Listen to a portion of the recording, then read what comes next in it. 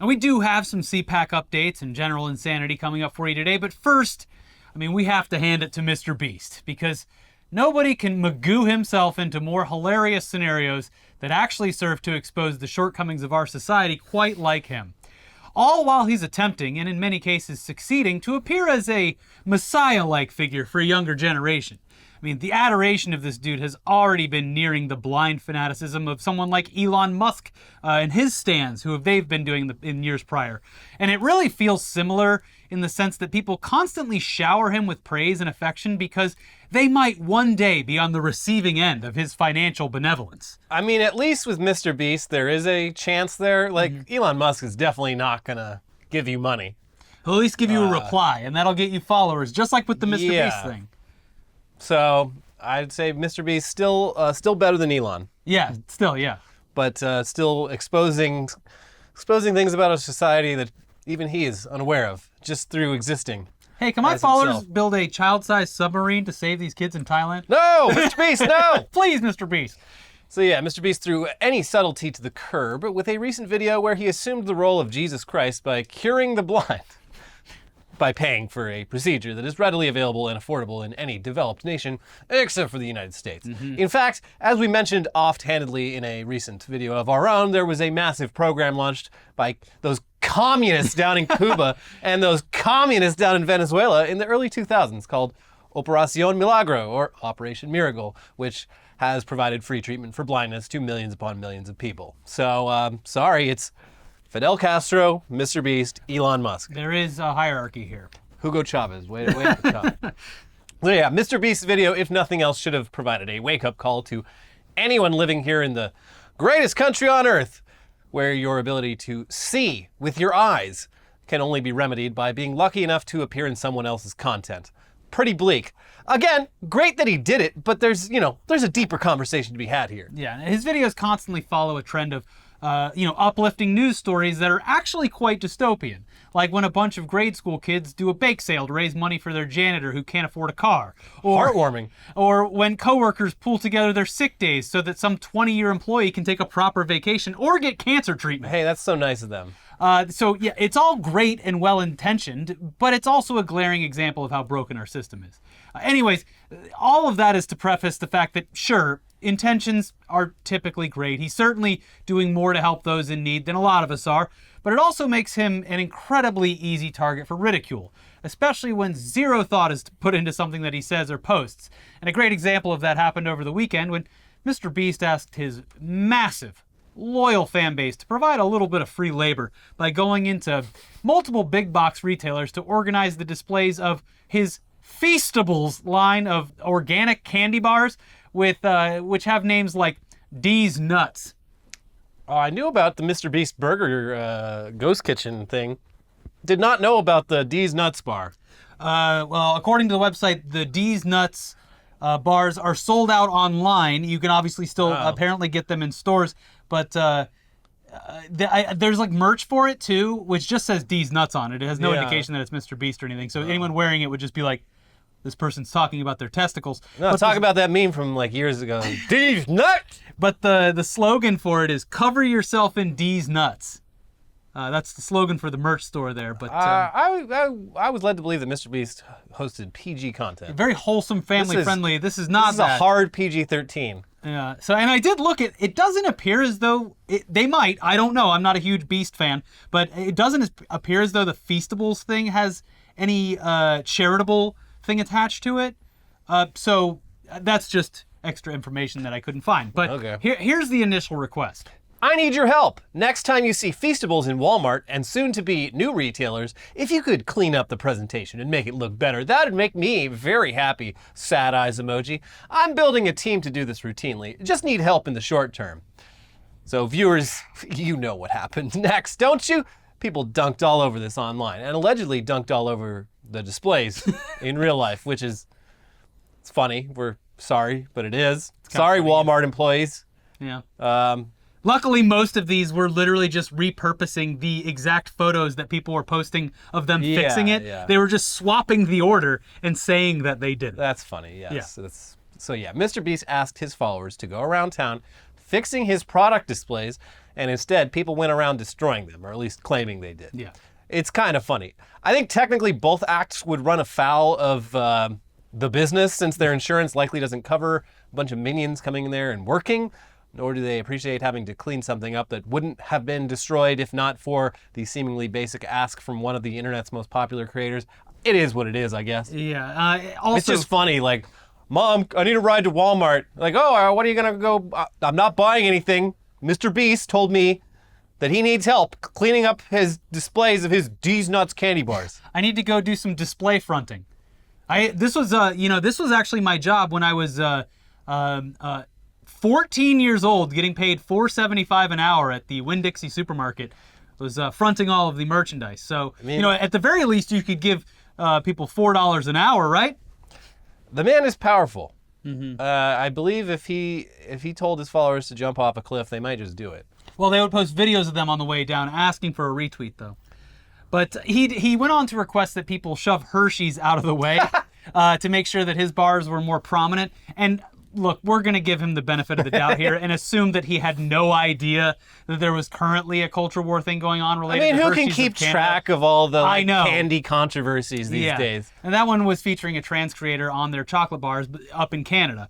The timing was certainly unfortunate for such a request. Yeah, fuck Hershey's. So just going to assume that he said Hershey's because they are undoubtedly the biggest brand name for chocolate here in the United States. Which is a shame because it's not good. It's not good. We can get into why it tastes like that at a different date, but I would just assume that he's not specifically targeting trans people during a time where their very existence is threatened. I don't think Mr. Beast would do that. Anyways, there were plenty of people posting photos and videos of themselves going down to their local Walmart or multiple Walmarts, just making a whole day of it, and fixing his displays in a desperate plea for clout and attention, because any reply, any retweet or reaction from the Beast Man could potentially change their lives on social media. Yeah. In some cases, we'd venture to say that they themselves might have actually messed up the display only so that they could then fix it. Could you imagine how frustrating it would be to drive, let's see, this is America, so drive 20 miles to the nearest Walmart, because nothing's walkable here, right. Only to find out that the Mr. Beast display is actually in pristine condition. Yeah, well, why did I even come down here? Well, here's an idea. I can do a little trick here. Mr. Beast, I found your display covered in what looks like human feces, but don't worry, I wiped it all off. Yes. Can't even smell it anymore. Yeah, no, I could definitely see someone going up in it being like, oh, damn it, I came all the way here and the display isn't even messed up. All right, and now I'm going to take a picture, and now I'll fix it, and now the Beast Man will love me. That way, they could show, no matter what condition it was in when they showed up, that they do love Mr. Beast and D's Nuts. Yeah, I love D's Nuts. And you know how I can confidently say that this is for clout and pretty much nothing else?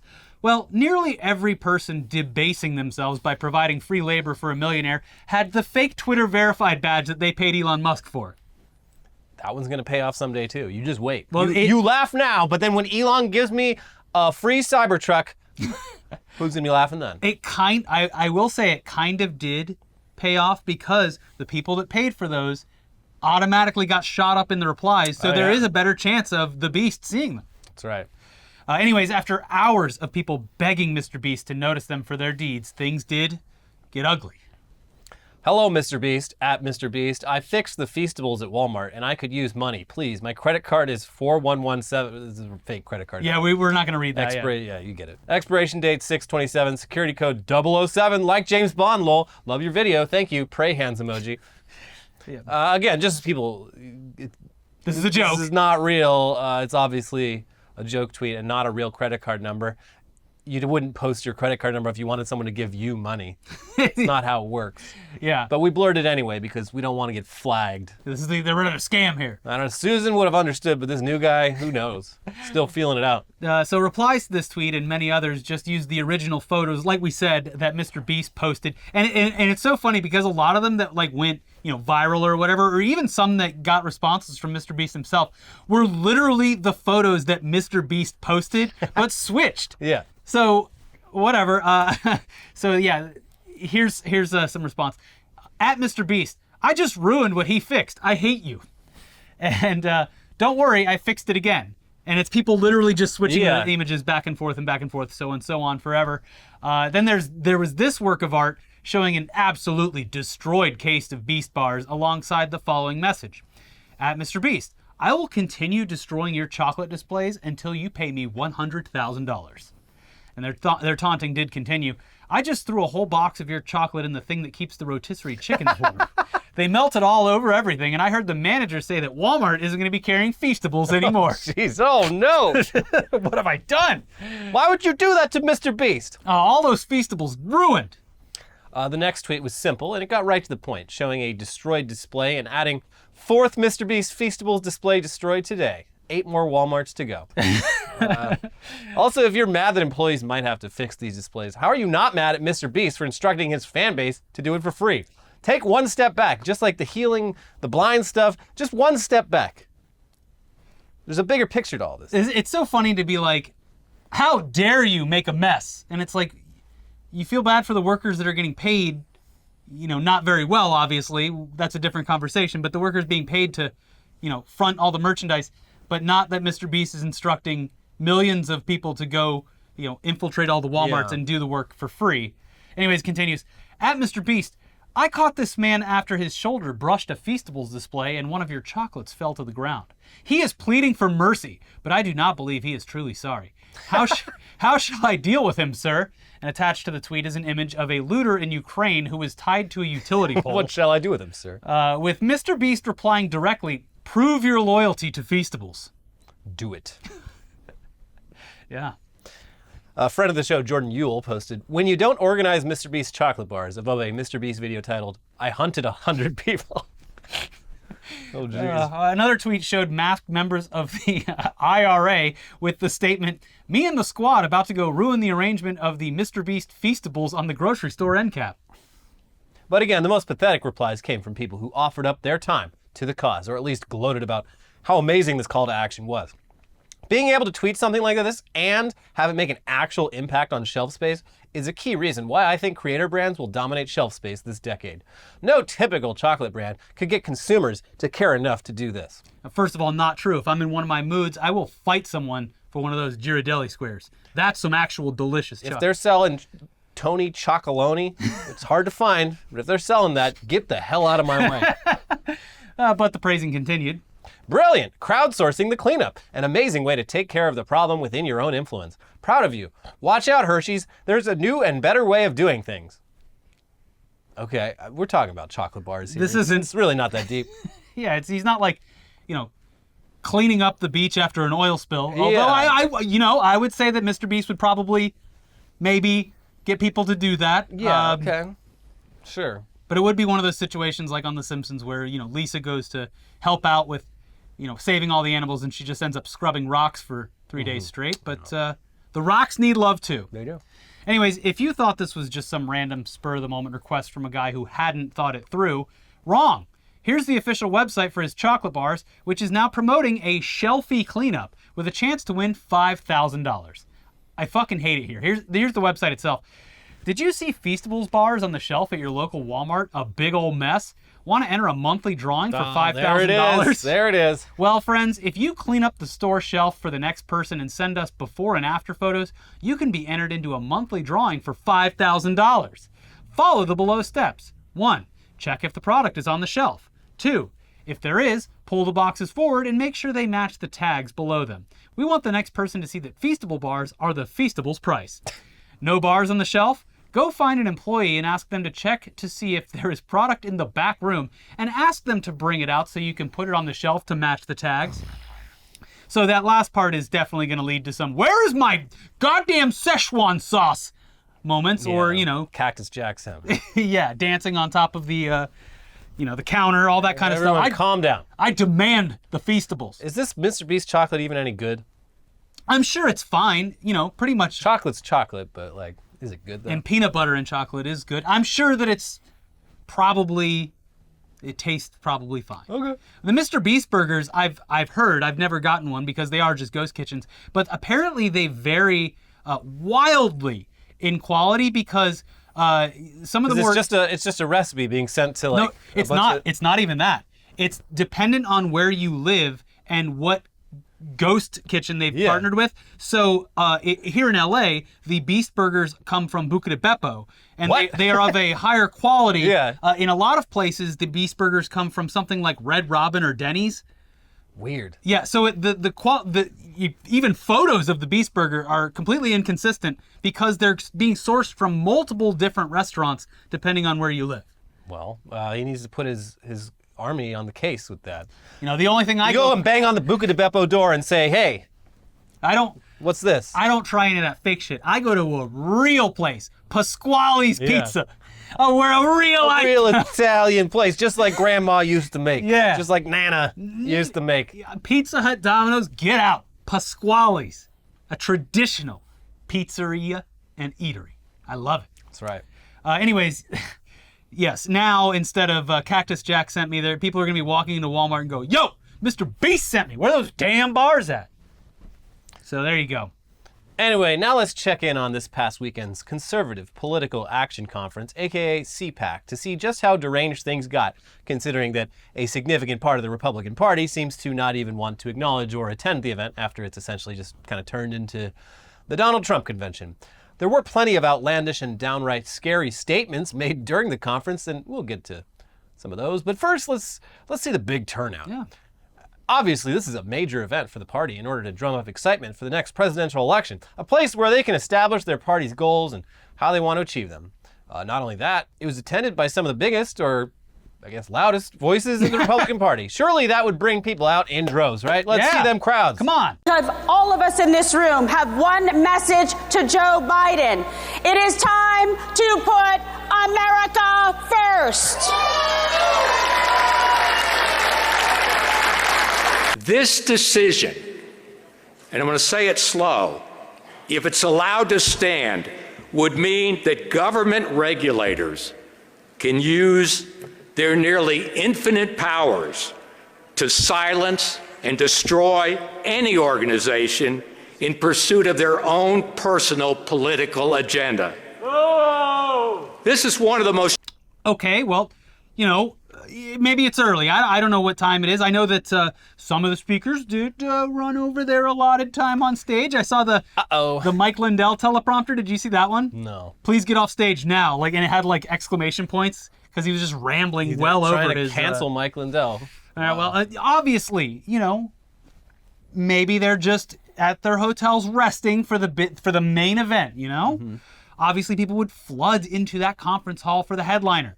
I mean, Donald Trump did make an appearance at CPAC to ramble on about his plans for making America great again once again after, you know, he, of course, wins, not only gets the nomination, but wins the 2024 presidential election. Goals like freedom cities and baby bonuses. Hell yeah. And yeah, if you believe his truth posts, he sold the place out. CPAC was packed for my speech. You couldn't get into the building. A special thanks to the area fire department for making it work so well. Great job. I like to imagine he has no idea where he was or where this is, so he just was like, area fire department. The local fire department. Wonderful job. Unfortunately, cameras do exist, and unfortunately for Mr. Trump, it was a pretty pathetic turnout. Oh. When he falls off his bicycle. You know what amazed me? That the reporters didn't catch him when the bike was going down. They're standing right next to him. They let him fall.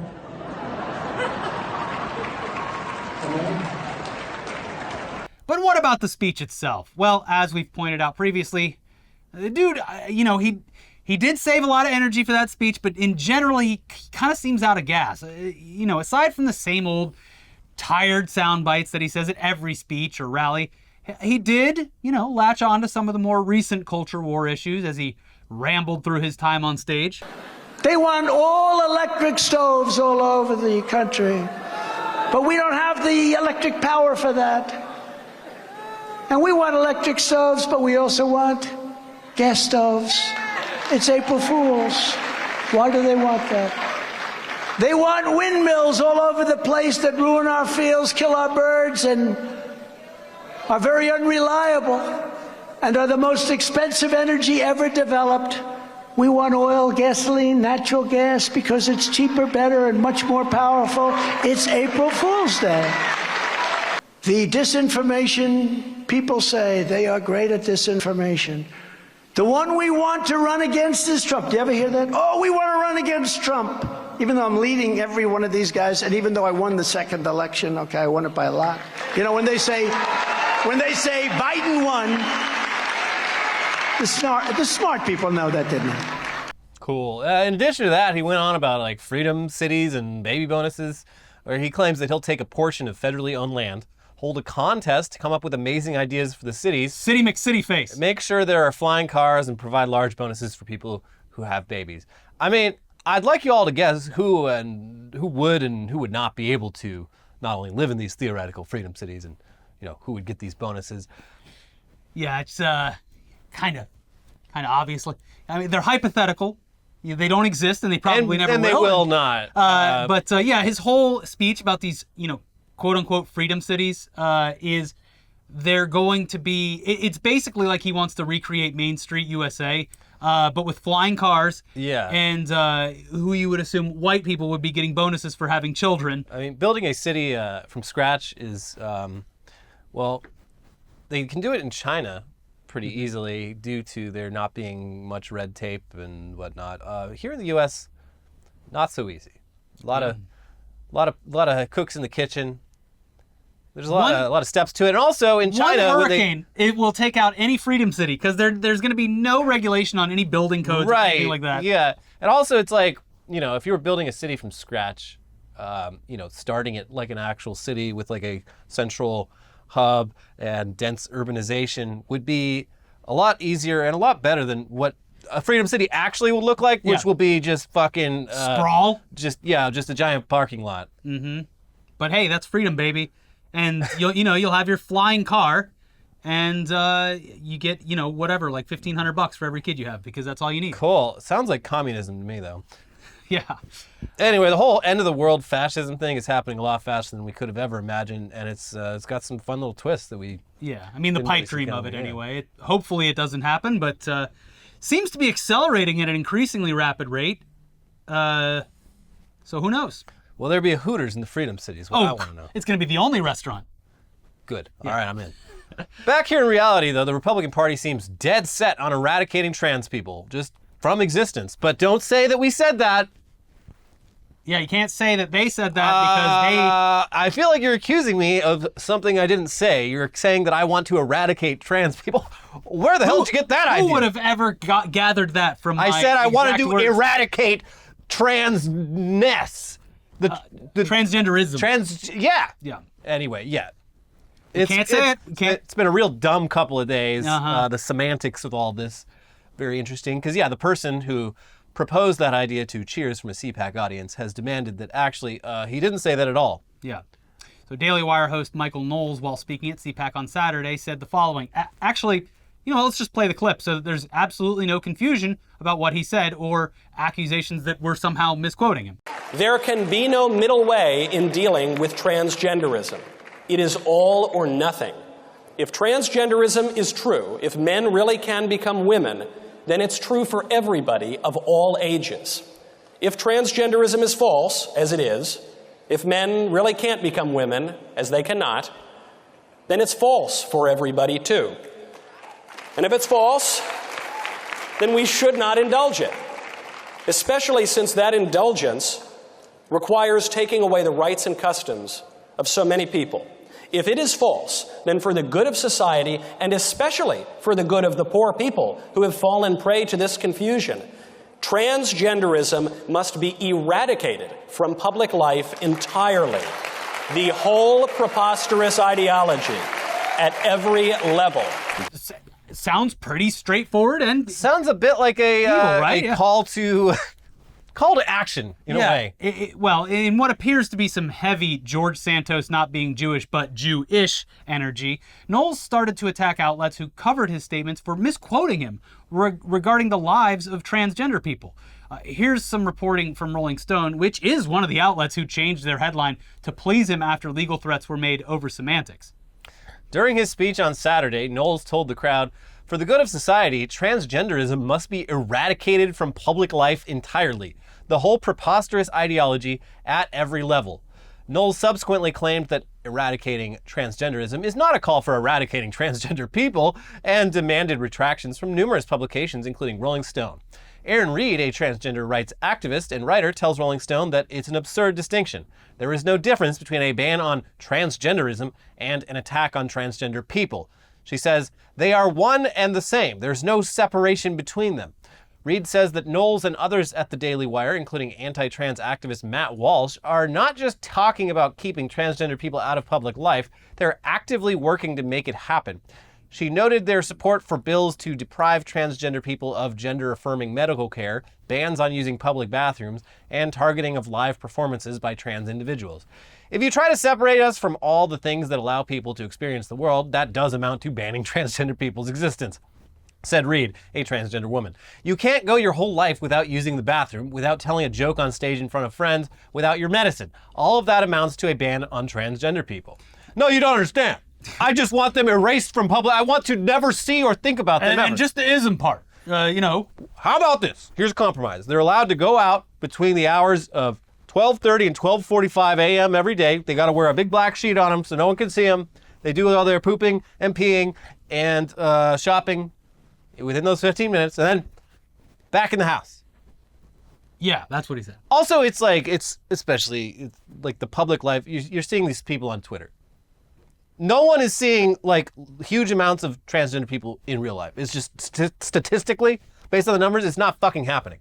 Yes, it is a culture war item that they are choosing to focus on. Yeah. Because it riles up their base. Yeah. It gives them a common enemy to attack, and it sucks. Yeah, it's fucking stupid. I hate these people. The article continues. In his speech, Knowles pushed an extremist position on public policy towards transgender individuals. There can be no middle way in dealing with transgenderism. It can be all or nothing, he said. If transgenderism is true, if men really can become women, then it's true for everybody of all ages. If transgenderism is false, as it is, if men really can't become women, as they cannot, then it's false for everybody too. And if it's false, then we should not indulge it, especially when that indulgence requires taking away the rights and customs of many people. If it is false, then for the good of society, and especially for the good of the poor people who have fallen prey to this confusion, then transgenderism must be eradicated from public life entirely. The whole preposterous ideology at every level. Dude, no one is taking your rights away. People just want to exist. Let them exist. And truth is, the actions of these folks and the actions of their party make it clear what they're advocating for, no matter how they decide to blur the lines. It's upsetting and legitimately scary because they are literally saying what's going to happen if they do regain full control of the U.S. government once again. They're just saying it. Yeah. I mean, we dunk on Democrats frequently for their inability to govern or push forward meaningful social benefits that would help all Americans. But the fact of the matter is, the lines are being drawn to where you either vote for a party that at least acknowledges people's right to live, or the party that will eradicate anyone that they deem unworthy. And it's probably not going to shock anyone to hear that it'll all be dictated by the Bible and not by any rational thought. The fuck does the Bible say about transgenderism? Doesn't matter. This is Christian nationalism, baby. So yeah, this shit is it's very frustrating because it's very obvious to anyone outside of the conservative bubble that it's all just fear-mongering on a perceived enemy and threat. But they all love to jump in and add a bunch of hypotheticals and insane examples as if someone affirming their gender is an actual threat to anyone else's personal lives. It's disgusting, and as Elliot said, grow up. Grow up. Mind your own fucking business. God damn. Yeah, it's also, just every single time on a different topic, the banning about yourself. Of drag shows. And without fail, every time a photo pops up of either those representatives in drag or having a blast at a drag show or hiring drag performers or anything like that. A lot of these motherfuckers doth protest too much, and not going to put too much stock in what the quartering says about the community of fucking terrible people, but he was cooking. Yeah, let him cook. He was cooking, making some accusations about his fellow online conservatives that might be true, might not be, but yeah, they doth protest too much. They doth protest too much. I would not be surprised if they, were trying to ban everything or eradicate everything so they don't have the temptation, you know? The temptation is just too strong.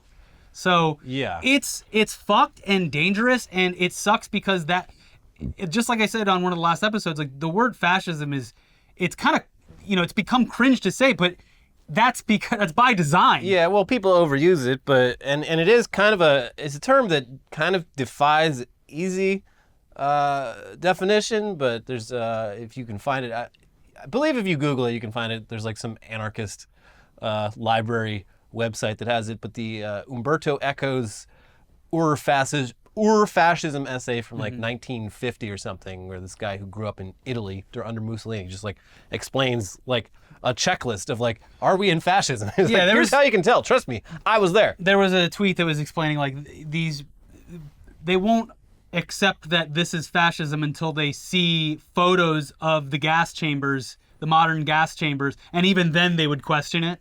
So it's like, you don't have to be, it doesn't have to be literally the Holocaust already to show that it is increasing and that that's the end goal. It's like, even if it isn't 100% full Holocaust level fascism, it's still bad.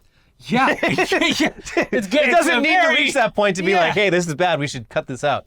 Yeah. It's bad even before that happens. Yeah. So again, grow up, leave people alone. But anyways, that's it for today's episode. We'll be back with some tech news. In the meantime, we do have 2 new episodes up for you over here. Please check those out. Subscribe to the channel. Leave a like. Leave a comment. And we'll see you soon. And if you see any of those chocolates just scattered all around, you should be sure to tighten those up. Yeah, make sure. And send a picture to Mr. Beast. Yeah, there you go. All right. Bye-bye. Bye.